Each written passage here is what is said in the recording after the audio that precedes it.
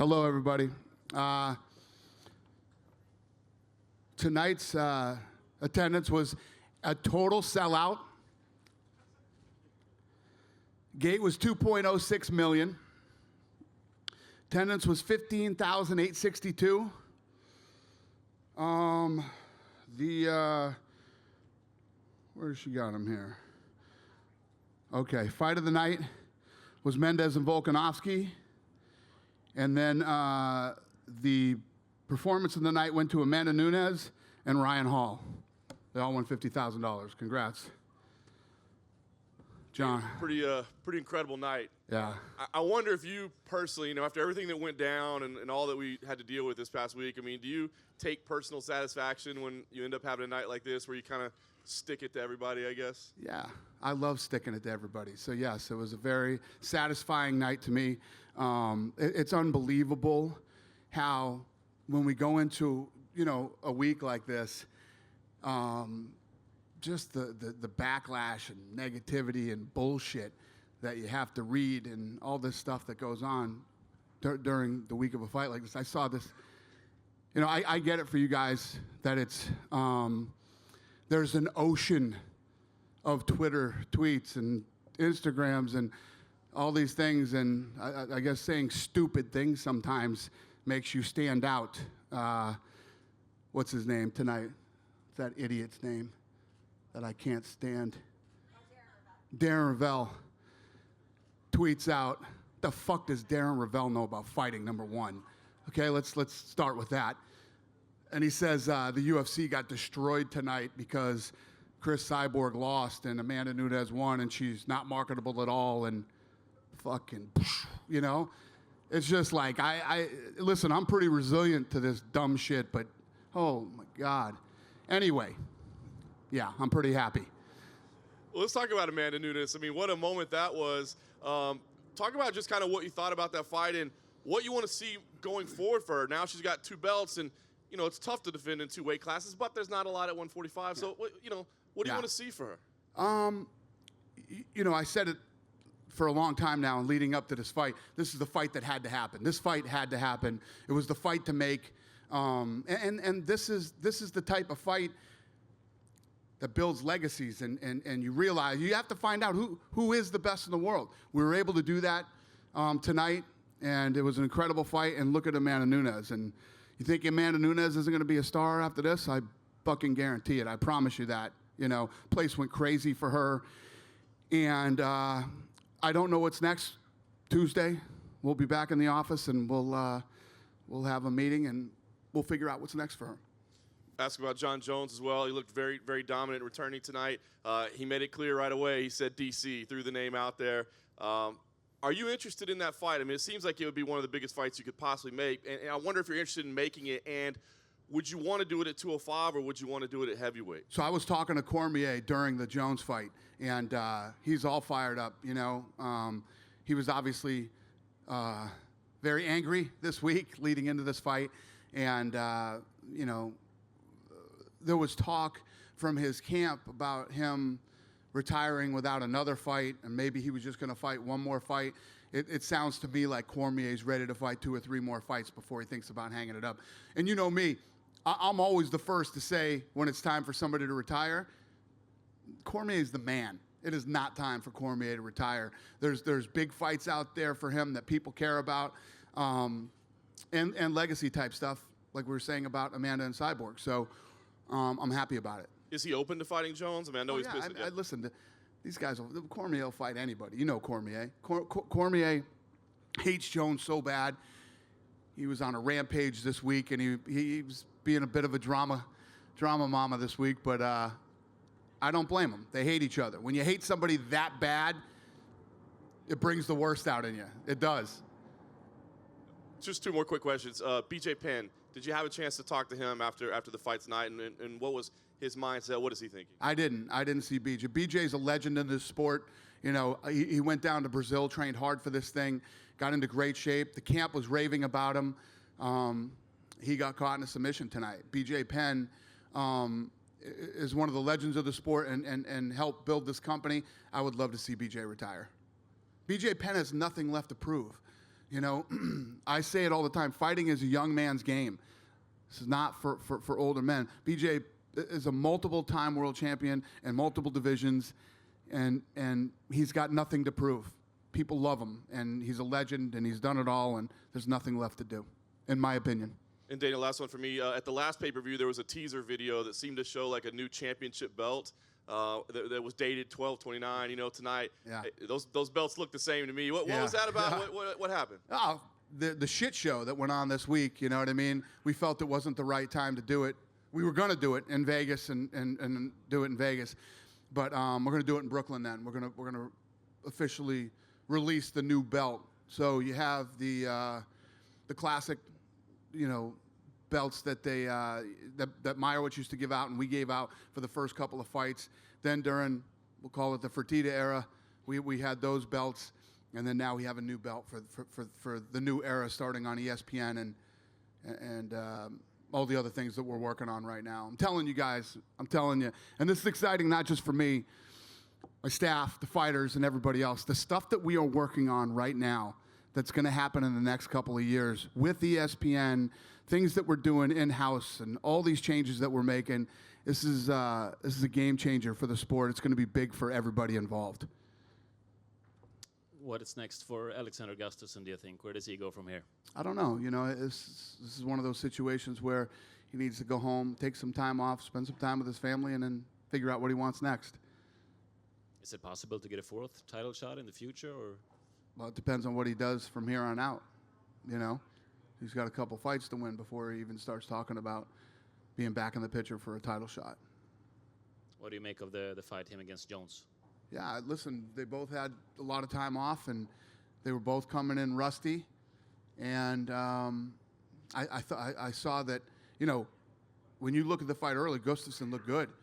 And he was getting to Jones, and then he got kicked in the shin. And you could tell that he got hurt with that leg kick that John hit him with. And then I'm sure he went, I don't know this for fact, but I'm sure he went back to the corner. And they said, his legs are hurt, go out there and shoot on him and take him down and try to finish the fight.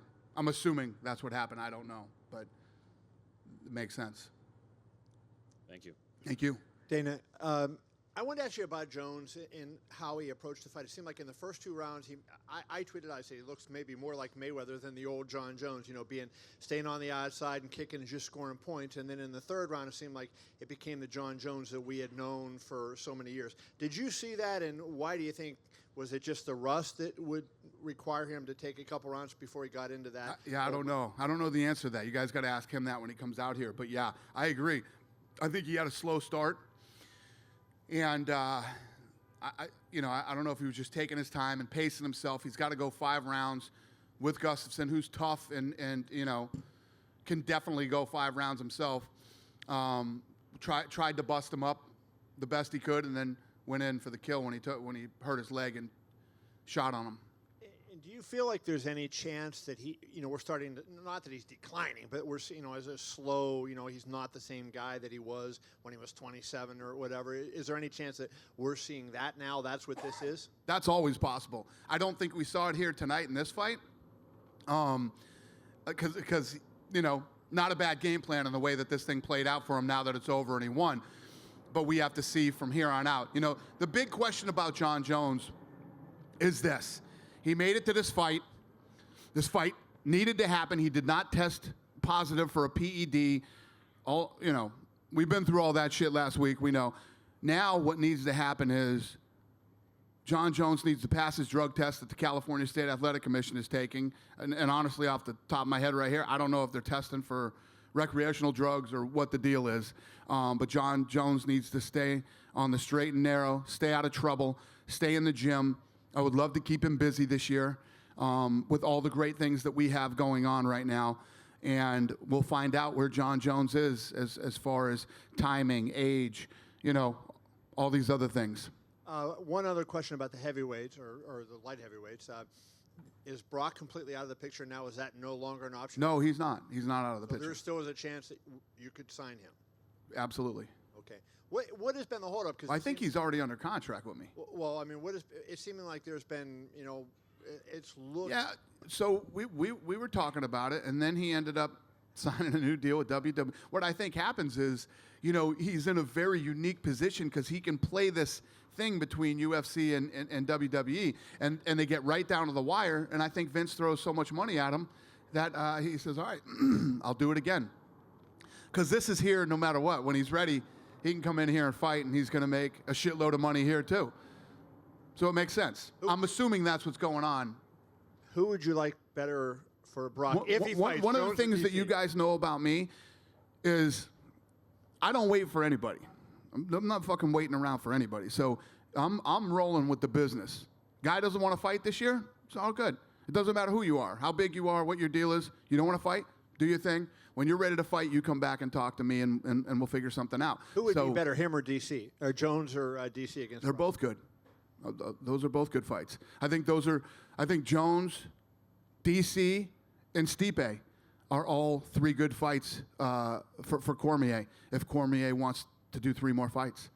And if I could ask you a couple about Amanda, do you feel like, you know, beating Valentina, beating Ronda, beating Miesha Tate, and now beating Chris? She's the best ever. She's the best ever? How can you deny it? You can't deny that she's the best ever. That's what this fight was for.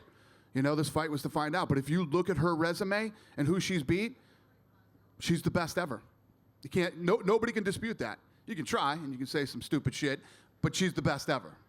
And lastly about her, can you quantify like her punching power? Because I don't know that we've ever seen a woman fighter that punched the way she punches. I agree. And the other thing was, one of her big things going into this fight, which Cyborg talked about a lot, she's like, I need 9 months.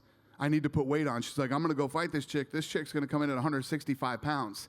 I need to put more weight on or whatever. I don't necessarily always believe in that. You know, when you put more weight on, it slows you down. You know, you're not used to carrying that kind of weight for 5 rounds. The list goes on and on of reasons that I don't think that's absolutely necessary. But she looked damn good tonight. She looked strong. Not only was she dropping bombs, she was taking big shots too and walking right through them like it was nothing. So maybe there is something to it. That's a big thing for GSP too. Remember? GSP always said, I'm not going up to 85 unless I have the time to put the weight on the right way and all that stuff. I always haven't been a believer in it, but seems to work. And what the hell do I know? Dana over here. Yep. Hey. Were you stunned in the fashion of which Cyborg lost tonight? Yeah. I mean, listen, some of the guys that I talked to this week, you guys, I said I picked this to be the fight of the night. I thought it was going to be the fight of the night. And it obviously went the way that I thought it would go, but I thought it would be that way, but much longer. I thought those two were going to, because those two didn't waste any time. They went out and started blasting from the minute the bell rang. And that's what I expected. And I expected that to go on for a while until somebody started to get tired or somebody got clipped. It's like the Mendez-Volkanovski fight was exactly the way I thought it would be, except it didn't start that fast. I thought it would start right away. It took a minute, but I expected that fight to go that way, and one of them was going to get. And when you're sitting there watching this, and you can kind of feel the wave in the arena of everyone getting fired up. Yeah. Are you thinking like, holy shit, she's going to end it right here, like everybody else was thinking? Yeah. It was. I mean, the roof came off that place when that fight ended. It was, you know, it was as exciting a fight as you'll ever see. And what makes it even bigger are the stakes. You know, you have 2 of the baddest women fighting to see who the baddest is, both world champions in 2 different weight classes, and they come out and start bombing like that. It's just, there's nothing more fun. You couldn't ask for anything better, and that type of a fight with what was at stake. Thank you. Thank you. Well, Dana, so if I can just get you to clarify, Alexander Gustafson could potentially get a 4th chance depending on his next couple of fights. Well, we have to see what happens. First of all, sitting here right now, I don't know what Gustafson wants to do. I don't even know what the guy wants to do. Have you spoken to him? No. In the octagon, I saw him and asked him if he was okay, but that's it.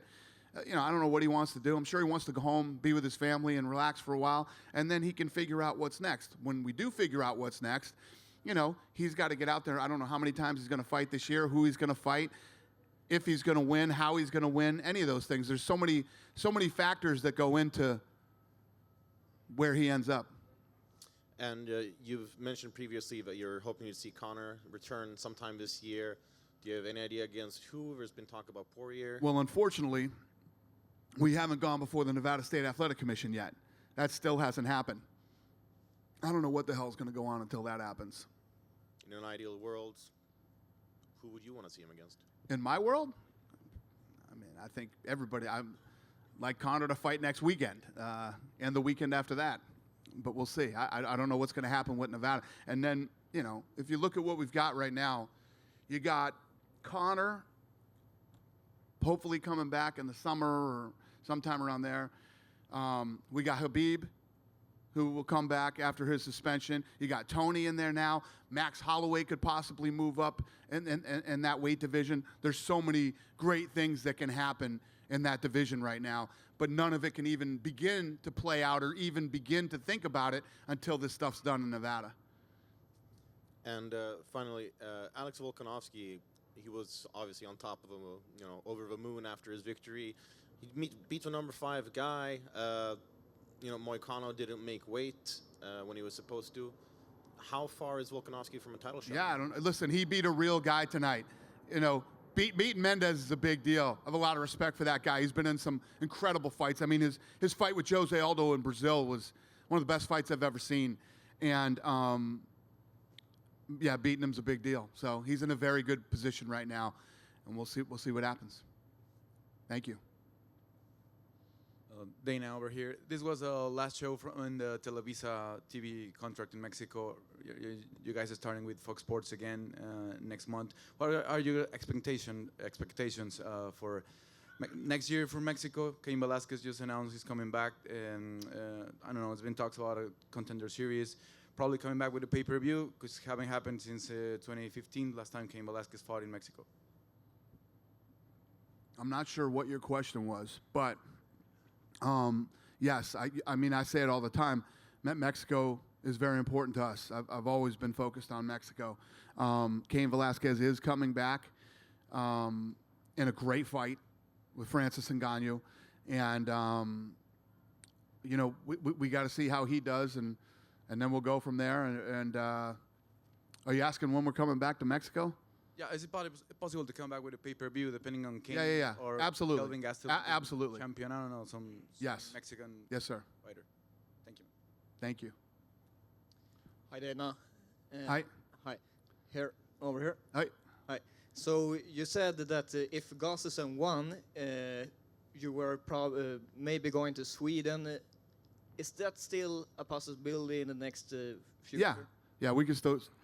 Listen, you've been to the Sweden events, right? Uh-huh. They're ridiculous. They're amazing. The fans over there are incredible. We sell that place out every time we go. It's so fun. Yes, we can end up back in Sweden, even though he didn't win. Do you have any idea when? I do not, sir. So this is obviously a sad day for Swedish MMA fans, but David Tamer has been racking up win after win. When can we expect him to get a crack at the top 15? Yeah, no, that's a great question. That's a great question and a fair question. He looks incredible, and I don't know. We'll figure that out. Do you think he deserves it? Do you think what? Do you think? Could we have a worse place for a press conference right now? I mean, I agree. It's like we're at the airport.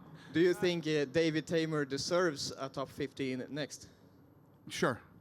And lastly, Jack Hermanson looked great in his last couple of fights. Do you think he is ready for that next step? Who did you say? Jack Hermanson, the Joker. I don't know. For me to answer these questions right now, I mean, I got to be in the room. When we do the matchmaking, there's so many things that are involved. Timing, where is it? Who's hurt? Who's available? How many of the top 15 guys already have a fight? There's a lot of things that go into deciding who's next. Thank you, Dana. Thank you. Here? Yep. Over here. Hi. Yeah, I'm sorry. I may be not an expert in everything, but I didn't understand quite the thing about John Jones and the California Commission about possibly testing for whatever. Well, so here's what happens. So all the stuff, all the stuff that happened before this, the testing and all the stuff. They tested him in California too, but there's drug tests the night of the fight too. You get drug tested tonight or whenever it is, So he has to pass those drug tests too. The difference is when you're in competition, they usually test for recreational drugs too. Marijuana, cocaine, and all these different things. John Jones' future Depends on a lot of different drug testing. This guy needs to keep passing drug tests. He needs to stay clean, stay straight, keep training, stay in the gym, keep winning, and this guy can completely turn his life around. Okay, so what would happen if you didn't pass a test after tonight? I'm going to kill myself. Okay. Wow. Yeah.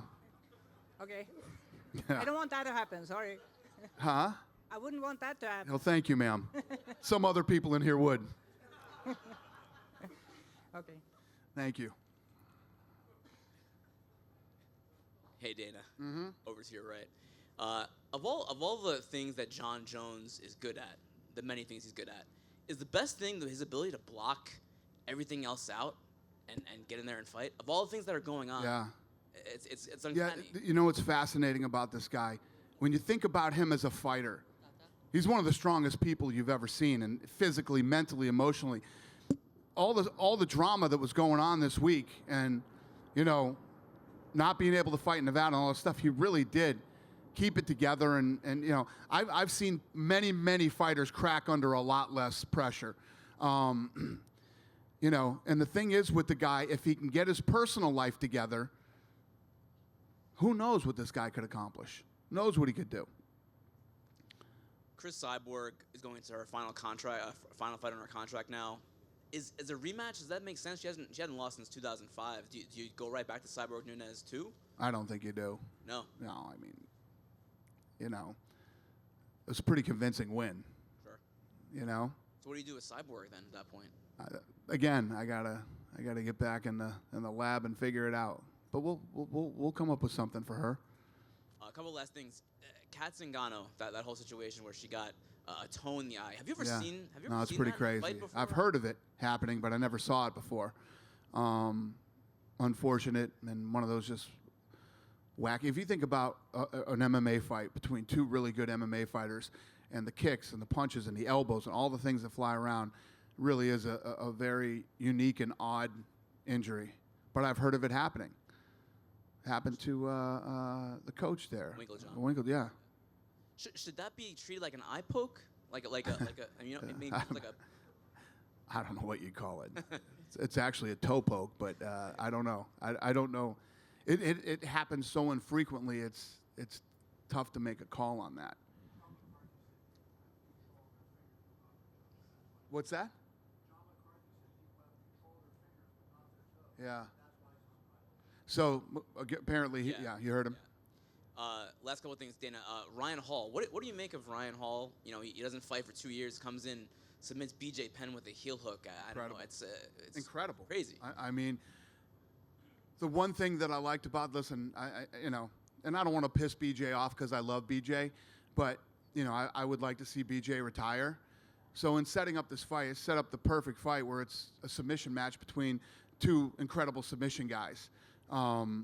And for him to submit BJ the way that he did, as fast as he did, it's a big deal for that kid, And I'm sure, like Rogan said, I'm sure he grew up idolizing BJ Penn. So to be able to pull that off it's incredible. Hall said he's having a hard time finding fights. No one wants to fight him. How do you match Hall? him up? Yeah, that's what he said. He said no one wants to fight him. I mean, he's like the ultimate specialist, right? There's no problem finding fights around here. We can find Hall fights. We can get Hall fights.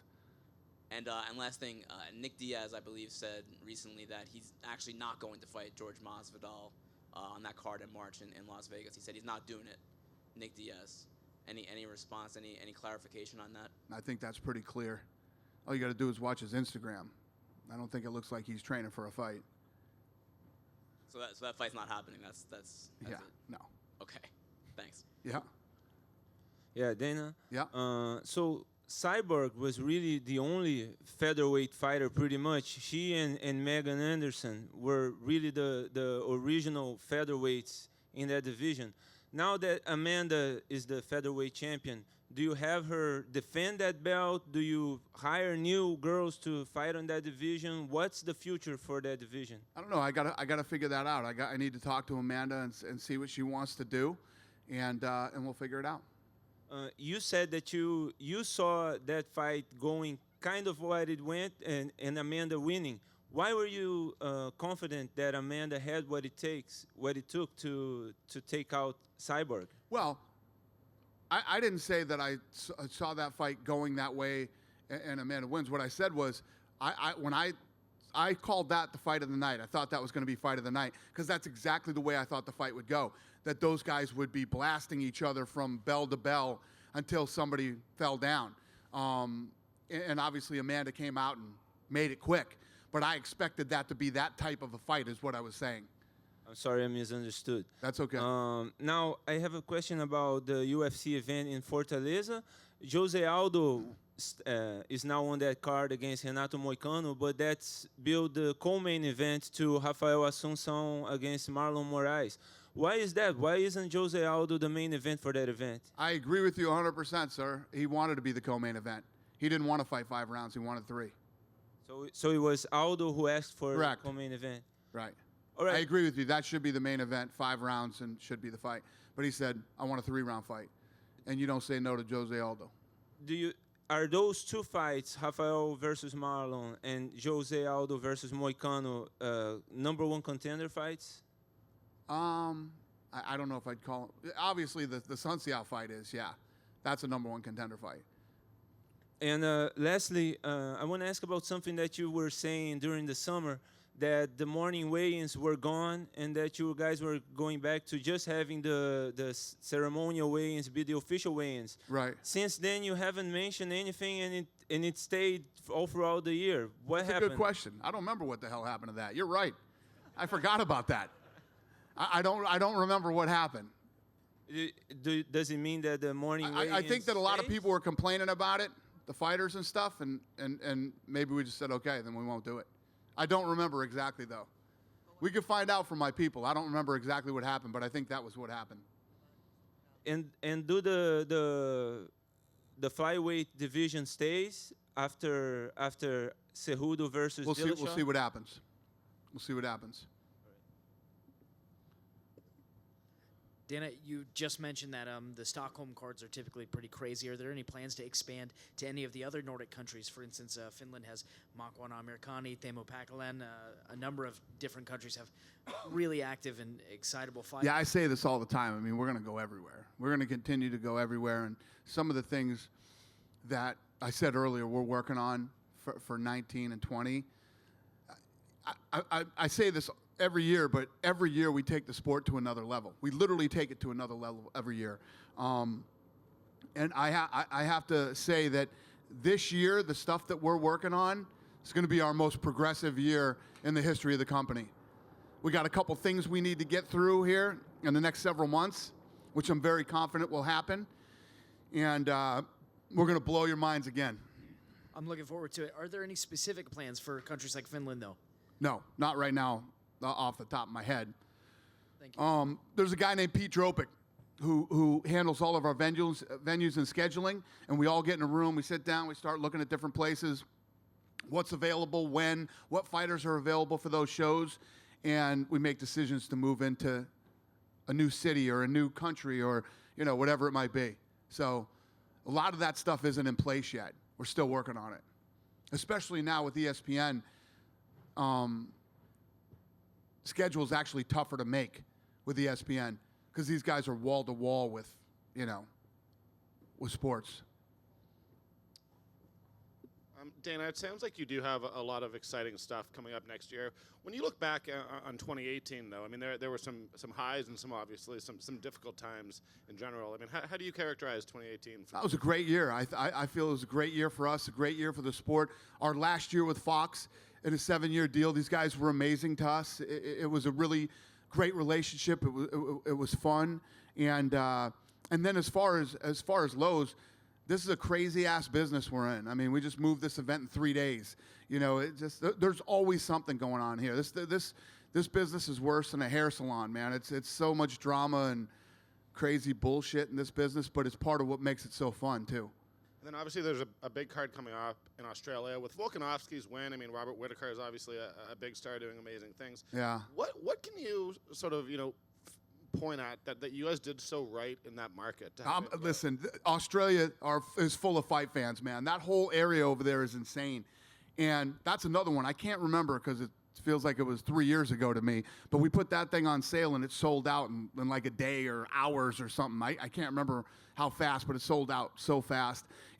Israel, versus Anderson Silva, and then obviously the main event with Whitaker and Gastelum. That card's going to be sick. I'm flying over there for that one. I can't wait. And, you know, for those of you from the media that have never seen a fight live in Australia, trust me, go to this event. The crowd is insane. It's going to be a very, very fun event. I hope I answered your question. Dana, one of the first things that Amanda Nunes said is, Dana, I have to be in a Hall of Fame. What's your comments on it? She said, Dana, I have to be in the Hall of Fame? Yeah. You're a little young, lady. Calm down. Slow down. She's obviously going to be in the Hall of Fame eventually. She's the greatest female fighter ever. That's the first thing she said. And Yeah. also a question. A lot of fighters from Russia, they have a problem getting a visa to America. Would you like them fight in other countries, or will we see more of UFC events in Russia? Well, it's not like we've never had issues before, you know, getting people into the country and all these different things. We have our team that works on that does an incredible job. And yeah, if we usually have those issues with people, we'll put them in fights in other, you know, you can fight in England, or you can fight over here, or you can fight over there. We figure it out. Will we see more UFC events in Russia in 2019? Yes. Thank you. We good? You done with me? Oh, this guy, go ahead.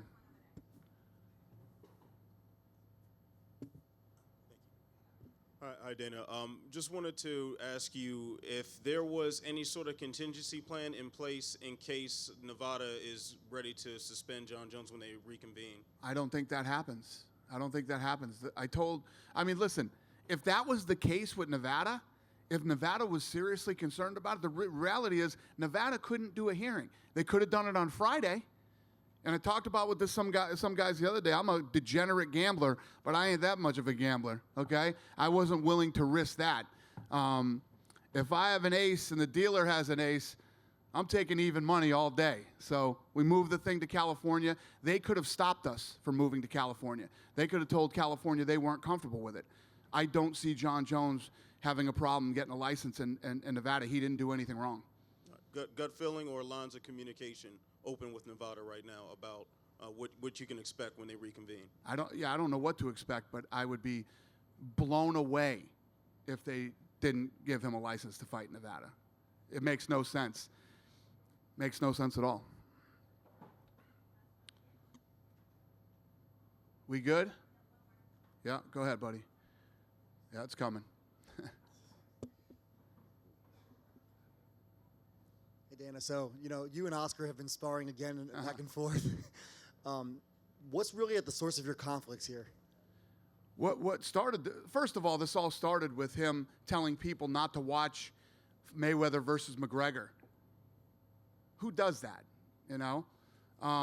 Then he came out and said that, you know, he basically lied about what guys had been paid, what we were paying fighters, what Chuck Liddell made, what Tito made. He's a liar. And I called him out for being a piece of shit and a liar, basically. And, you know, he's said that he's going to try to take over with his MMA, of course. And you've talked about boxing. Are you still trying to get into it? Now you're with Roy Jones. Wait till you see what we do this year. Wait till you see what happens with Oscar De La Hoya in the next 3 years. So what's your prediction for the zone? Listen, you guys know me, man. Some of you have known me for a long time. You want to battle? I'm your guy. I'm your guy. Let's do it. Good? Thank you guys very much. I appreciate it.